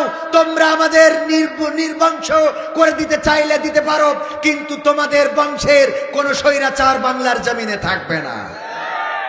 বিজয় এসেছে না আসে নাই? বিজয় এসেছে। সুতরাং এখনো যারা দাঁড়ানোর চেষ্টা করো, আল্লাহর কসম করে বলি, এই বাংলাদেশে স্বৈরাচার আর আসবে না। প্রয়োজনে আবারও জীবন দেব, প্রয়োজনে আবারও রক্ত দেব, আবারও শহীদ হব, কিন্তু বাংলাদেশ ওই ভারতের দালাল, ভারতের প্রেসক্রিপশন দেওয়া ডাক্তার মুক্ত করে ছাড়বো ইনশাআল্লাহ। দালালদের কোন জায়গা বাংলাদেশে হবে? হবে কি হবে? বেঁচে থেকে অযথা বিদ্যা শিখে যদি না গড়তে পারি শোষণবিহীন সমাজটাকে, কি হবে বেঁচে থেকে? কি হবে ছাত্র সেজে চুমু খেয়ে সনদ খানা, যদি হয় বিদ্যালয়টা নায়ক নায়িকাদের আড্ডা খানা? কি হবে ছাত্র সেজে চুমু খেয়ে সনদ খানা, যদি হয় বিদ্যালয়টা পরিমণিদের আড্ডা খানা? এর চেয়ে মরাই ভালো, দেশ ছেড়ে যাওয়াই ভালো, এর চেয়ে মরাই ভালো, দেশ ছেড়ে যাওয়াই ভালো। কি হবে ধোকা দিয়ে বিবেকটাকে, কি হবে ধোকা দিয়ে বিবেকটাকে, কি হবে বেঁচে থেকে অযথা বিদ্যা শিখে যদি না গড়তে পারি শোষণবিহীন সমাজটাকে, কি হবে বেঁচে থেকে? শোনাবো শোনাবো। 8 দিনের মাহফিলে আজহারি, হামজা হুজুর, মামুনুল হক, এটা কি সত্য? মাহফিলে কি আসবে হুজুররা? মাহফিলে আপনারা দেখেছেন কিনা, যশোরে একটা ঐতিহ্যবাহী মাহফিল হতে যাচ্ছে, জানেন কিনা? জানেন কিনা? মিজানুর রহমান আজহারি ভাই ইনডোরে প্রোগ্রাম করবেন এবং 8টা বিভাগে বিভাগীয় প্রোগ্রাম করবেন। শুনেছেন কিনা আপনারা? তো 8টা বিভাগের প্রোগ্রাম হিসাবে যশোরের, মানে খুলনার প্রোগ্রামটা যশোরে করবেন উনি, এবং যশোরে 8 দিন তথা আকিজ ফাউন্ডেশন, আকিজ গ্রুপের একটা ফাউন্ডেশন, সেটা হলো 8 দিন ফাউন্ডেশন। এই 8 দিন ফাউন্ডেশন এই মাহফিলের দায়িত্ব নিয়েছেন এবং আকিজ শিল্প পরিবার এই মাহফিলটা বাস্তবায়ন করবেন। সেই মাহফিলের প্রথম দিনের মেহমান থাকবেন জনাব মাওলানা মামুনুল হক সাহেব এবং আব্দুল হাই মোহাম্মদ সাইফুল্লাহ ভাই প্রথম দিনের, এবং দ্বিতীয় দিন থাকবেন জনাব মুহতারাম মুফতি আমির হামজা সাহেব এবং রফিকুল ইসলাম মাদানী, ছোট বক্তা যাকে বলে, হাফিজাহুল্লাহ, অনেক সম্মানিত মানুষ। এবং তৃতীয় দিন থাকবেন মুহতারাম আমার শ্রদ্ধাভাজন ওস্তাদজি শায়েখ আহমদুল্লাহ সাহেব হাফিজাহুল্লাহ এবং জনাব মাওলানা ডক্টর মিজানুর রহমান আজহারি হাফিজাহুল্লাহ সাহেব। এই মাহফিল 3 দিন ব্যাপী হবে, যেটা জানুয়ারি 1, 2 এবং 3 তারিখ যশোরের 8 দিন সকিনা মেডিকেল কলেজ হাসপাতাল সংলগ্ন মাঠে, বিশাল বড় মাঠ, কয়েক শত জমি কিনে রাখা আকিজ পরিবারের, সেই জমিনের উপরে এই মাহফিল করবে এবং গোটা মাহফিলটার দায়িত্ব নিয়েছেন আকিজের শিল্প পরিবার। এই শিল্প পরিবার মাহফিলের সমস্ত খরচা মেইনটেইন, এমনকি উদ্বোধন করবেন মুহতারাম, যতদূর জানি আমাদের বাইতুল মুকাররমের সম্মানিত খতিব সাহেব, ওনার যাওয়ার কথা যে উনি যদি সব ঠিক থাকে তাহলে হেলিকপ্টারে করে যে মাহফিলটা উদ্বোধন করে আসবেন। এই মাহফিলটা হবে কোথায়? আমার যশোরে, আমাদের যশোরে। আপনারাও আনন্দিত হবেন, আমি তো আপনাদেরই বক্তা, যশোরের বক্তা, ঠিক কিনা? সুতরাং আপনারা তো আমার লোক। আবার আমি কবির বিন সামাদ হওয়ার পিছনে এই কুমিল্লার অনেক মানুষের সহযোগিতা রয়েছে, হাত রয়েছে। যখন আমাকে যশোরের মানুষ চিনত না, তখন কুমিল্লাতে আমার দাওয়াত হতো। এই কুমিল্লাতে দেবিদার, কুমিল্লার চান্দিনা, তারপরে কুমিল্লার 14 গ্রাম, মাদাইয়া, এইসব অঞ্চলে অনেক জায়গায় মাহফিল করেছি, এসে বাসে করে আসতাম ছোটবেলায়। তখন আমার দাড়ি টাড়িও অত ভালো করে ওঠে নাই, এখানে অল্প কটা ছিল। তো মাহফিল করে যেতাম, মালয়েশিয়া থেকে ছুটিতে আসতাম, আসার পরে কিছুদিন মাহফিল করে যেতাম। তো আমি কবির বিন সামাদ হওয়ার পিছনে কুমিল্লার প্রতি আমি কৃতজ্ঞ। আমার মাসুদ পারভেজ সোহাগ ভাই দেবিদারের সন্তান, থাকেন সিঙ্গাপুরে, তার অনেক সহযোগিতা রয়েছে। এরপরে আপনার কালকেও কুমিল্লায় মাহফিল দুইটা, একটা দেবিদারে আর একটা হলো তিতাসে। তিতাসে মুহতারাম আমির হামজা ভাই প্রধান মেহমান হিসাবে থাকবেন এবং ওখানে আমি বিশেষ আলোচক হিসাবে থাকব। আমাকে অনেকেই এই অঞ্চলের শিল্পী হিসাবেই জানেন, ঠিক কিনা? শিল্পী তো আপনি চাইলে 1 ঘন্টা একটানা গান শোনাইতে পারবো বা তারও বেশিও শোনাইতে পারবো যদি প্রয়োজন হয়। আবার যদি বলেন না কোনো গান দরকার নেই, আপনি যা পারেন একটু আলোচনা করে দিবেন, আমি গান বাদে আলোচনা করতে পারবো। মাঝে মাঝে বলে যে হুজুর গান আর আলোচনা দুইটার সমন্বয়ে মিক্স অ্যালবাম। কি অ্যালবাম? Mix album. তো মিক্স অ্যালবাম আমি শোনাই। আলহামদুলিল্লাহ। জয় বাংলা স্লোগান নিয়ে কিছু বলেন। জয় বাংলা স্লোগান তো মাহফিলেও চলে এসেছি, ঠিক না? হাফিজুর রহমান সিদ্দিকী হুজুর কুয়াকাটা মুহতারাম, উনি আলোচনা করেছেন পিস্তি কয় জয় বাংলা, ঠিক না? মানে এটা আমাদের বাচ্চাদের নারায়ে তাকবীরের পরিবর্তে এটা ভারতীয় প্রোপাগান্ডা। তাদের প্রেসক্রিপশনে তারা চেয়েছে যে এই দেশে যেমন দেখেন ওই দেশে প্রোপাগান্ডা চালানো হচ্ছে যে এই দেশে হিন্দুদের নির্যাতন করা হচ্ছে। বলছে না? আসলে কি হিন্দুদের নির্যাতন করা হচ্ছে? আমি বলেছি হিন্দুদের নয়, বরং আমার দেশে মুসলমান নির্যাতিত হচ্ছে। আমার চট্টগ্রামে অ্যাডভোকেট সাইফুল ইসলাম আলিফকে এই ইসকনের সন্ত্রাসীরা কুপিয়ে হত্যা করেছে, বলেন ঠিক কিনা? তার প্রতিবাদে আমরা শুধুমাত্র প্রতিবাদ মিছিল করেছি, আমরা কোনো হিন্দুর ঘাড়ে লাঠি মেরেছি। বরং আমি বলেছি, ওগো আমার দাদারা, তোমরা শুনে নাও, এই দেশে মুসলমান বা সংখ্যা গরিষ্ঠ নির্যাতন হচ্ছে। প্রমাণ নিতে চাইলে তোমাদের বলি, এই দেশে ইসলাম প্রচারের জন্য এসেছিলেন বঙ্গবন্ধুর পরিবার, আর সেই পরিবারের একজন শেখ হাসিনা। তিনি সকালবেলা উঠে আগে কি করতেন? জায়নামাজটা খুঁজতেন, তারপরে ফজরের নামাজ পড়তেন, তারপরে কোরআন তেলাওয়াত করতেন, তারপরে দিনের শুরু করতেন। আমার শামীম ওসমান বলল যে ওলিয়া উলিয়ার পর্যায়ে পৌঁছে গেছে, আমরা সেই মানুষটারে পর্যন্ত তাড়াই দিলাম। কথা কয় না? এটা সংখ্যালঘু না সংখ্যাগরিষ্ঠ? সংখ্যাগরিষ্ঠের পক্ষের লোক না? তাহলে প্রথমে গেল তিনি, 2 নম্বর আউলিয়া জনাব শামীম ওসমান হাফিজাহুল্লাহ। 80-90 রাকাত তাহাজ্জুদ না পড়ি ঘুমাতে যায় না, ঠিক না বেঠিক? এই তাহাজ্জুদ গুজারি এই পীর সাহেবকে আমরা পাঠাই দিলাম বুরখা পরায়া। সংখ্যালঘু না সংখ্যাগরিষ্ঠ? 3 নম্বর আউলিয়া জনাব দরবেশ সালমান এফ রহমান দরবেশ, যখন শেয়ার বাজারে মৌজেজা দেখায় সব দখল করে নিল, তারপর থেকে আমরা তাকে পীর মানি, ঠিক না? শেয়ার বাজার কেলেঙ্কারি করেছে না করে না? তার মৌজেজা দেখিয়েছিল যে দরবেশের মৌজেজা কি। এই মৌজেজা দেখানো দরবেশ রে দাড়ি পর্যন্ত আউট হয়ে গেল। কথা কয় না? 4 নম্বর আউলিয়া জনাব হযরত ওবায়দুল কাদের হাফিজাহুল্লাহ। এই পীর সাহেব কত কনফিডেন্স নিয়ে বলল, পালাবো না, প্রয়োজন হলে ফখরুলের ঠাকুরগাঁওয়ের বাসায় গিয়ে উঠব, জায়গা দেবে। এই লোকটাও আমরা কোথায় গেছে গৌর গোবিন্দের মতো এখনো খুঁজে পেলাম না, ঠিক না বেঠিক? এটা সংখ্যালঘু না সংখ্যাগরিষ্ঠ? 5 নম্বর আউলিয়া জনাব মানিক্কা বিচারপতি। এইটা বুঝলো যে দুনিয়ার সুখই না, এই জন্যে সব ছাড়িয়ে দিয়ে দাড়ি টুপি রেখে কলা পাতায় বাগানে যেয়ে শুয়েছিল, ঠিক না বেঠিক? যে একেবারে চলে আইছি বনবাসে। একজন বলছে যে এই আমার রানীকে বনবাসে পাঠাও। তা বলছে রাজামশাই, রানীকে এত সুন্দরী নারী বনবাসে পাঠাইয়ে কি হবে? তার সেই আপনি এক কাজ করেন, আমার সাথে দিয়ে দেন। কেন? তা বলছে আমি তো প্রায় কাছাকাছি বনের মধ্যেই থাকি, আর আমার বাড়ির কাছে বাঁশঝাড়ও আছে। বনে বাসে না দিয়ে আমার কাছে দেন, আমার বাড়ির কাছে বাঁশঝাড়ও আছে, আর বনের মধ্যে আমার বাড়ি। তো এই যে অবস্থা, এই যে বনবাস, সে চিন্তা করলো যে পীর সাহেব উনি টুপি দাড়ি এগুলো রেখে কি করলো, কলা পাতায় শুয়ে থাকলো। আমরা তার ধরলাম বিসি পর্যন্ত খুঁজে পাইনি।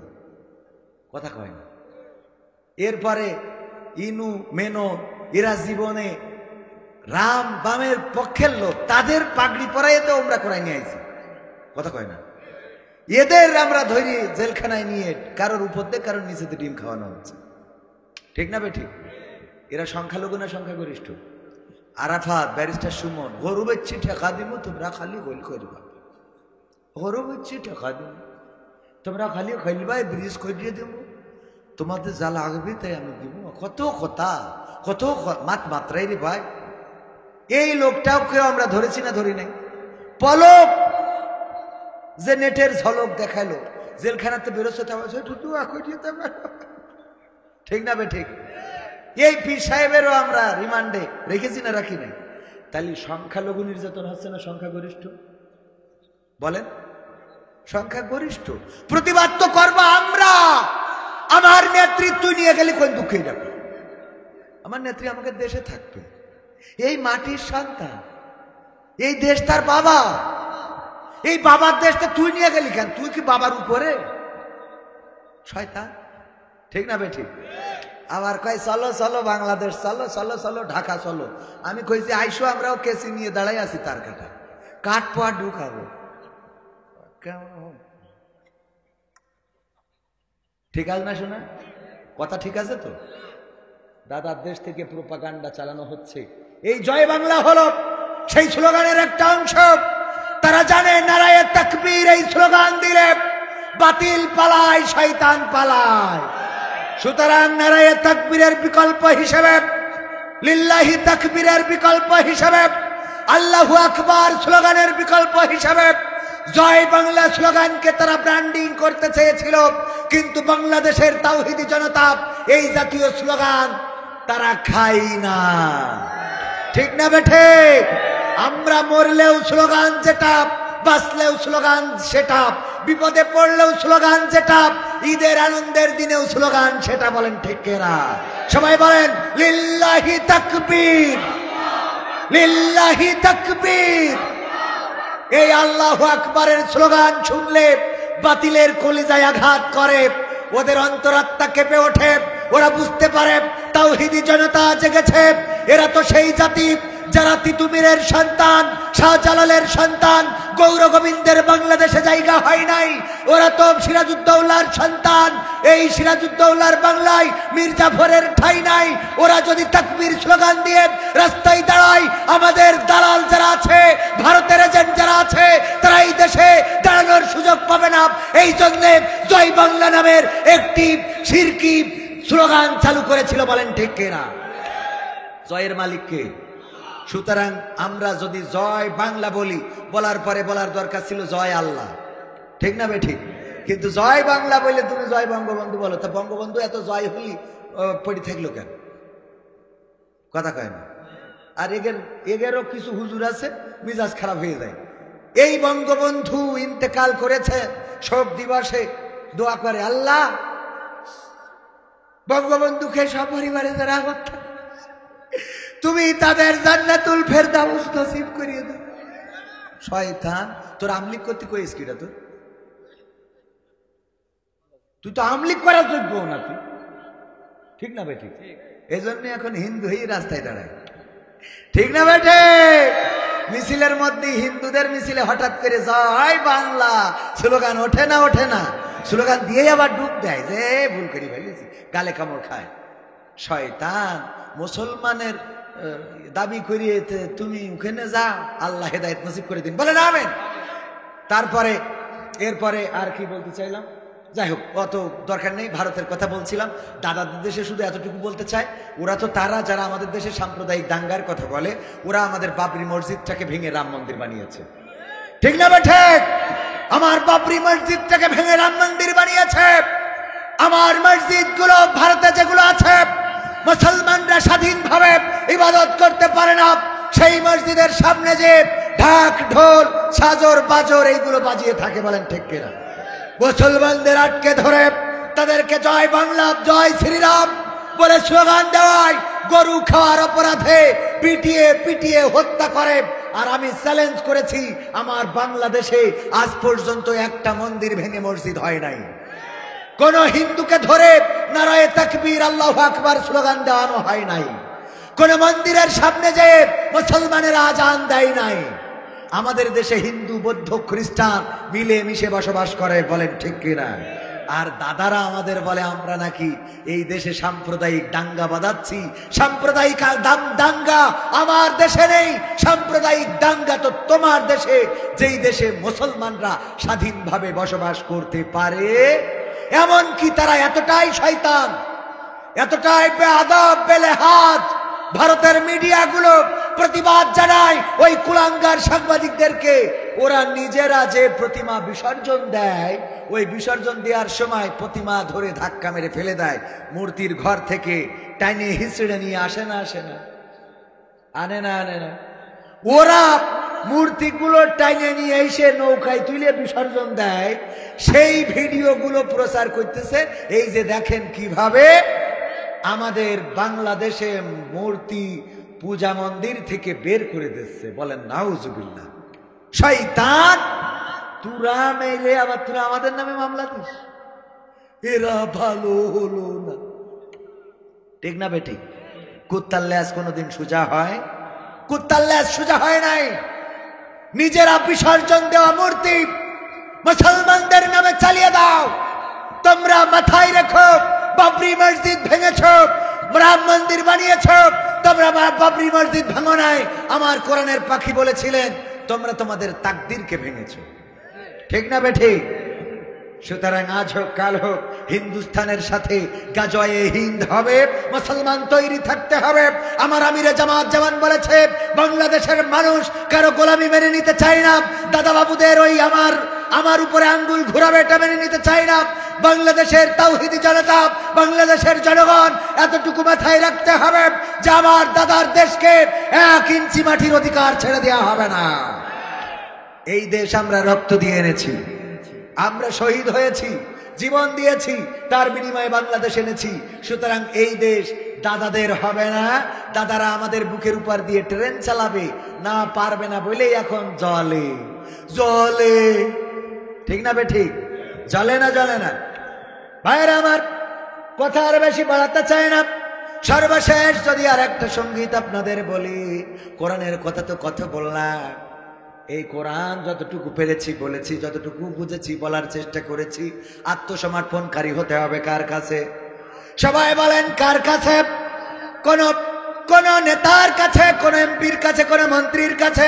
যেই এমপির নামে স্লোগান দিত আমার নেতা যেখানে আমরাই আছি সেখানে, নেতা তুমি এগিয়ে চলো আমরাই আছি তোমার সাথে, আমার নেতা ভয় নাই কুমিল্লা ছাড়ি নাই।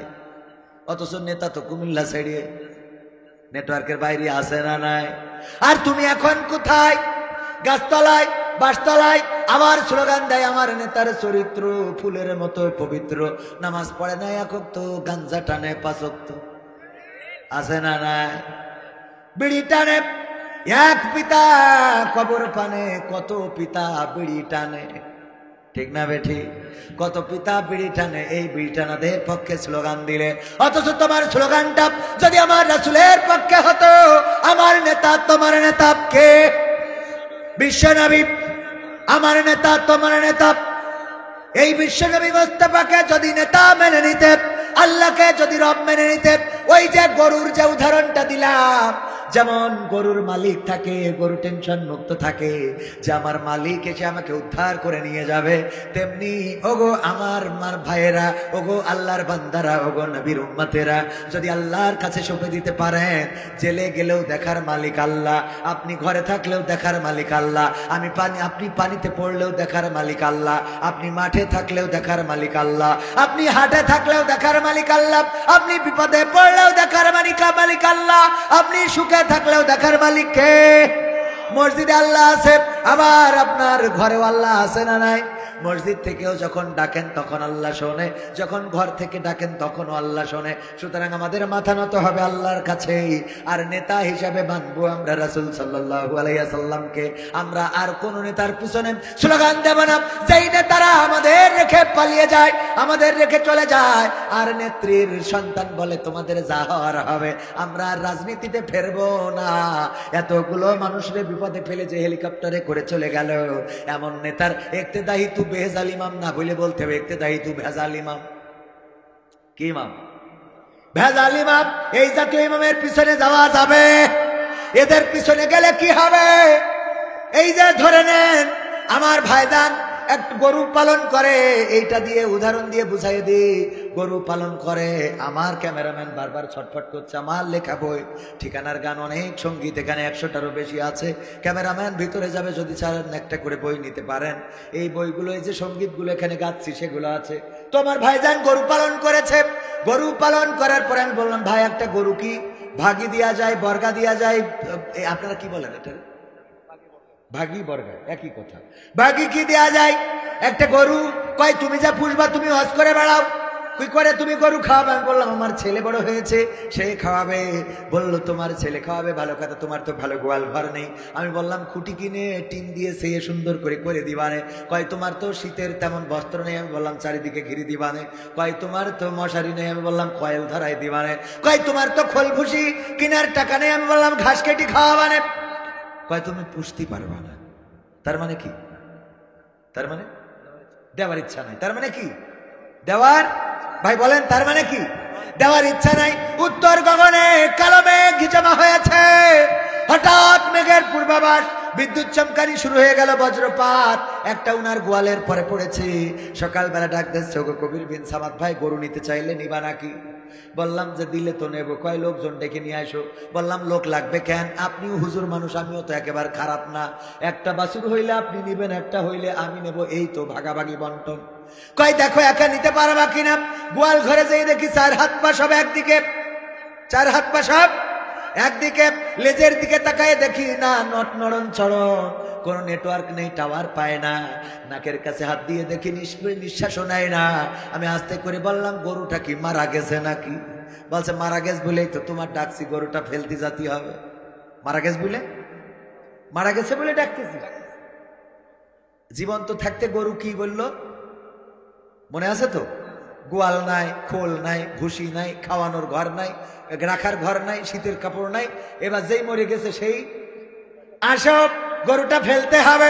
ওগো আমার ভাইয়েরা, যারা দুনিয়ায় চলার পথে আল্লাহ রসুলের দাড়ি ভালো লাগে না, টুপি ভালো লাগে না, আল্লাহ রসুলের আনিত দিন পছন্দ হয় না, ইসলাম ভালো লাগে না, নামাজ ভালো লাগে না, রোজা ভালো লাগে না, মরার পরে তাদের যখন হুজুরকে ডেকে বলে হুজুর এই লাশটা এখন জানাজা পড়ায় কবরে দিতে হবে, ওই লাশ অন্তত আর কাঁধে নেওয়া যাবে। কথা কানে নিয়ে যাবে? আল্লাহ আমাদের সহি সমঝ দান করুন, বলেন আমিন। পড়েন আল্লাহুম্মা সাল্লি আলা মুহাম্মাদিন ওয়া আলা আলি মুহাম্মাদ কামা সাল্লাইতা আলা ইব্রাহিম ওয়া আলা আলি ইব্রাহিম ইন্নাকা হামিদুম মাজিদ।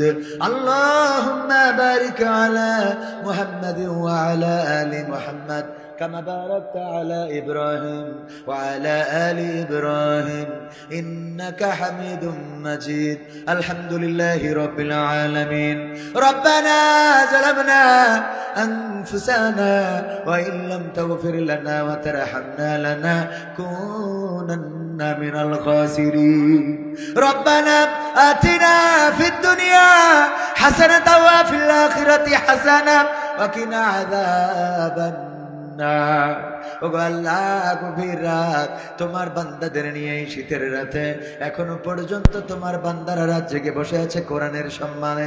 আল্লাহ এই দিনের মাহফিলের সম্মানে তোমার বান্দা যারা এসেছে, আল্লাহ তুমি দয়া করে সকলকে তোমার শাহী দরবারে কবুল করে নাও। আল্লাহ তুমি সকলের জীবনের গুনাহ খাতাগুলো মাফ করে দাও। ওগো আল্লাহ, আমরা জেনে না জেনে, বুঝে না বুঝে শয়তানের ওয়াসওয়াসায় পড়ে কত গুনাহ করলাম। আল্লাহ তুমি দয়া করে আমাদের সকলের জীবনের গুনাহগুলো ক্ষমা করে দাও। আল্লাহ জীবনে এমন অনেক গুনাহ আছে যেই গুনার খবর যদি মা জেনে যেত, মা জননী ভাত রান্না করে খাওয়াতো না, যদি বাবা জেনে যেত বাড়িতে জায়গা দিত না, যদি গ্রামের মানুষ জেনে যেত সালিশ দরবার বসাতো, আল্লাহ যদি বন্ধুরা জেনে যেত বন্ধুত্ব থাকতো না, স্ত্রী জানলে সম্পর্ক রাখতো না, সংসার করতো না। আল্লাহ এমন অনেক গুনাহ আছে পৃথিবীর মানুষ জানে না, জানো তো তুমি। আল্লাহ তুমি দয়া করে আমাদের জীবনের গুনাহগুলো মাফ করে দাও। ওগো আল্লাহ।